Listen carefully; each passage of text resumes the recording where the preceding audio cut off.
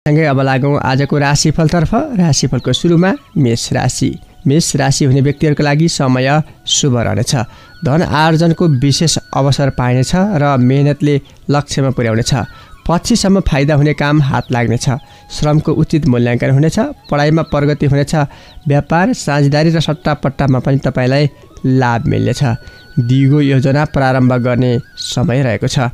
मिथुन राशिको चन्द्रमाको सकारात्मक प्रभावले तपाईँको श्रमको उचित मूल्याङ्कन हुनेछ। मूल्य पनि राम्रो प्राप्त हुनेछ।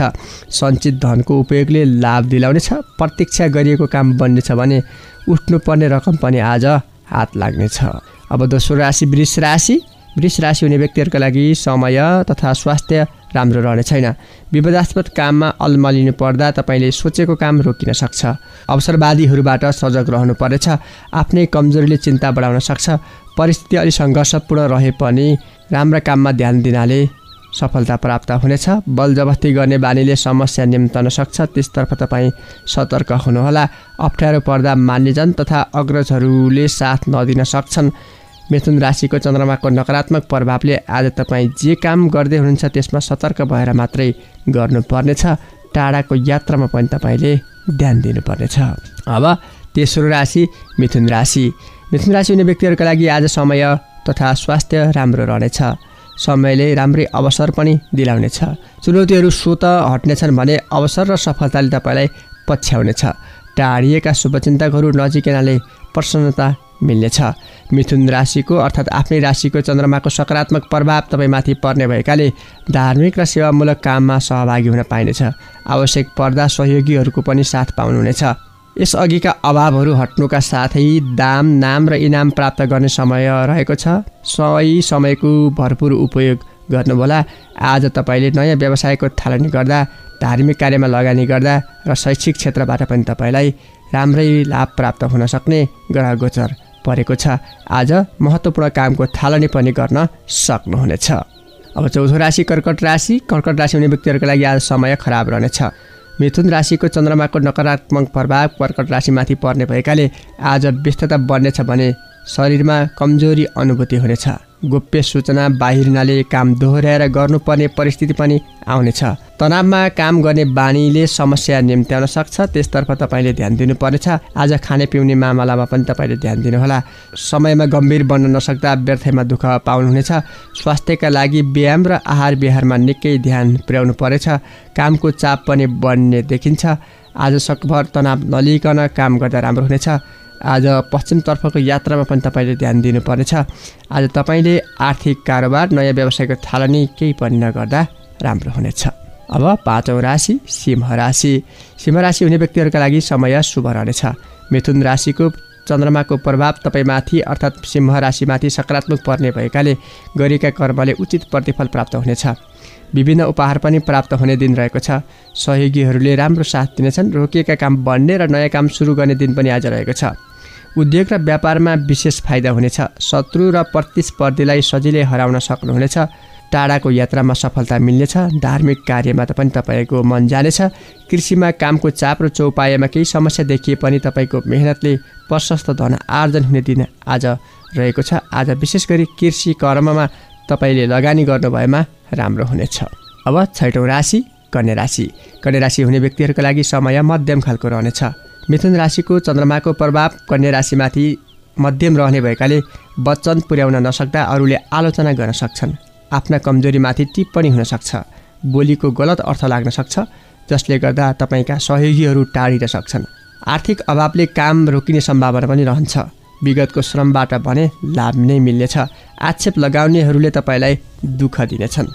मान सम्मानमा पनि आघात पुग्न सक्छ, तर पनि शुभचिन्तकहरूको माध्यमबाट त्यसको स्थितिमा सुधार ल्याउन सक्नुहुनेछ। आज तपाईँले विगतमा उठाउनु पर्ने रकम रहेको छ भने उठाउन जानुभएमा केही रकम अवश्य उठ्न सक्ने ग्रहगोचर रहेको छ।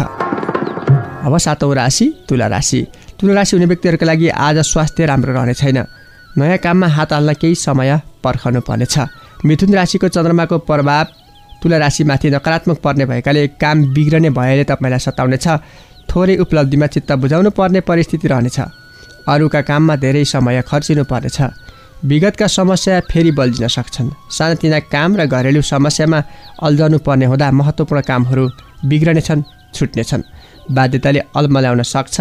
पहिलेको कामलाई भने निरन्तरता दिन सकिनेछ। नयाँ कामको थालनी र टाढाको यात्रा आज सकभर गर्दै नगर्नुहोला। आज सकभर पश्चिमतर्फको यात्रा नगर्नुहोला। तपाईँ यात्रा गर्दै हुनुहुन्छ भने आफूसँग भएका सामानको सुरक्षामा विशेष ध्यान दिनुहोला। अब 8औं राशि वृश्चिक राशि। वृश्चिक राशि भएका व्यक्तिहरूका लागि समय त्यति भरपर्दो रहने छैन। मिथुन राशिको चन्द्रमाको प्रभाव वृश्चिक राशिमाथि त्यति राम्रो पर्ने छैन, जसले गर्दा परिश्रम गरे पनि कम प्रतिफलमा चित्त बुझाउनु पर्ने समय रहेको छ। समयमा होस नपुग्नाले काम रोकिन सक्छ। अवसरको खोजीमा निकै दौडधुप गर्नुपर्नेछ। फाइदाका लागि अरूको पछि लाग्दा असमझदारी बन्न सक्छ। खर्च बढ्नुका साथै आर्थिक अभाव पनि देखा पर्नेछ। टाढाको यात्रा गर्ने अवसर प्राप्त भए पनि तपाईँ यात्रामा सङ्कट बेहोर्नु पर्ने परिस्थिति आउनेछ। सकभर आज टाढाको यात्रा नगर्नुहोला। बाध्यता नै छ भने धार्मिक उपाय अपनाएर मात्रै गर्नुहोला। आज आफन्तसँग भेटघाट गर्ने काम पनि नगर्नुहोला। तपाईँको हातबाट आर्थिक कारोबार र नयाँ व्यवसायको थालनी नगर्दा नै राम्रो हुनेछ। परिवारमा पनि किचलो उत्पन्न हुने भएकाले तपाईँ विशेष सतर्क हुन आवश्यक छ। अब 9औं राशि धनुराशि। धनुराशि हुने व्यक्तिहरूका लागि आज समय राम्रो रहनेछ।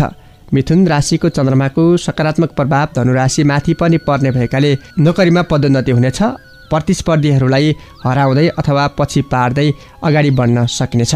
शत्रुता राख्ने मित्रहरू आफै साइड लाग्नेछन्। विवादित निर्णयहरू तपाईँकै पक्षमा आउने हुनाले तपाईँको मन प्रसन्न रहनेछ। पढाइ लेखाइमा पनि तपाईँले उत्कृष्ट नतिजा प्राप्त गर्न सक्नुहुनेछ, जसले गर्दा घर परिवार तथा आफन्तहरू निकै खुसी हुनेछन्। व्यापार व्यवसायमा लगानी गरी मनज्ञ आम्दानी गर्न सकिने ग्रहयोग पनि रहेको छ। आज तपाईँले जे काम गर्दै हुनुहुन्छ सफलतापूर्वक सम्पन्न गर्न सक्नुहुनेछ। टाढाको यात्रामा विशेष गरी धार्मिक यात्रामा तपाईँले सफलता प्राप्त गर्न सक्नुहुनेछ। आज तपाईँले आँटे ताकेको काम पूर्ण रूपमा सम्पन्न हुनेछ। आज विशेष गरी कृषि क्षेत्रमा लगानी गर्नुभएमा त्यसको प्रतिफल निकै राम्रो आउनेछ। अब 10औं राशि मकर राशि। मकर राशि हुने व्यक्तिहरूका लागि आज स्वास्थ्य राम्रो रहनेछ। न्यायिक निर्णय तथा अदालतका कानुनी फैसलाहरू तपाईँकै पक्षमा आउनेछ। मिथुन राशिको चन्द्रमाको सकारात्मक प्रभावले पढाइ लेखाइमा मन जाने हुनाले तपाईँका प्रतिस्पर्धीलाई किनारा लगाउँदै नतिजा आफ्नो पोल्टामा पार्न सक्नुहुनेछ। भाग्यले पनि साथ दिने हुनाले थोरै लगानीबाट पनि मनज्ञ धनार्जन गर्न सक्नुहुनेछ। दाजुभाइ तथा आफन्तसँगको सम्बन्धमा सुमधुरता बढेर जानेछ। माया प्रेम झन कसिलो हुनेछ। विवाह योग्य युवा युवतीका लागि घरमा विवाह प्रसङ्ग चल्नेछ। आज तपाईँलाई टाढाबाट पनि धन प्राप्त हुनेछ। सञ्चित धन व्यापार व्यवसायमा लगानी गर्नुभएमा त्यसले तपाईँलाई राम्रो प्रतिफल दिनेछ। अब 11औं राशि कुम्भ राशि। कुम्भ राशि हुने व्यक्तिहरूका लागि आज समय खराब रहनेछ। मिथुन राशिको नकारात्मक प्रभाव कुम्भ राशिमाथि पनि पर्ने भएकाले समय अनुकूल नहुनाले आमा तथा परिवारका सदस्यहरू तपाईँदेखि टाढिन सक्छन्। त्यसतर्फ पनि तपाईँले ध्यान दिनुपर्नेछ। विद्यार्थीहरूले पनि पढाइ लेखाइमा समय दिन नसक्दा भने जस्तै नतिजा आउन निकै गाह्रो पर्नेछ। राजनीति तथा समाजसेवामा अलि बढी गम्भीर हुनुपर्नेछ, किनकि आलोचना गर्नेहरू सक्रिय हुनाले तपाईँ सतर्क हुन आवश्यक छ। आज सकभर तपाईँले टाढाको यात्रा नगर्नुहोला। घर छोडेर अन्यत्र जाने काम पनि आज नगर्दा नै राम्रो हुनेछ। तपाईँको हातबाट आर्थिक कारोबार नगर्नुहोला। आज पानीबाट पनि तपाईँ विशेष सतर्क हुनुपर्नेछ। चिसोले तपाईँलाई सताउने हुँदा पानी उमालेर मात्रै पिउनुहोला। खानपानमा विशेष ध्यान दिनुहोला। अब अन्तिम राशि मीन राशि। मीन राशि हुने व्यक्तिहरूका लागि पनि समय खराब रहनेछ। मिथुन राशिको चन्द्रमाको नकारात्मक प्रभाव तपाईँमाथि पर्ने भएकाले सवारी साधनको प्रयोग गर्दा निकै ध्यान दिनुपर्नेछ, नत्र नराम्रा घटना पनि घट्न सक्नेतर्फ सचेत हुनुहोला। प्राकृतिक स्रोत तथा सरकारी धनको सही परिचालन गर्न नसक्दा आम्दानीका बाटाहरू साँगुरा हुनेछन्। पढाइ लेखाइ तपाईँ आफ्नै कारणले बिग्रिनेछ भने मनोबल पनि कमजोर रहनेछ। प्रतिस्पर्धामा अरूभन्दा पछि परिने समेत सङ्केत गर्दछ। प्रेममा एकअर्काबीच वैमनस्यता बढेर जाने ग्रहयोग रहेको छ। जीवनसाथीसँग पनि अविश्वास बढेर जानेछ।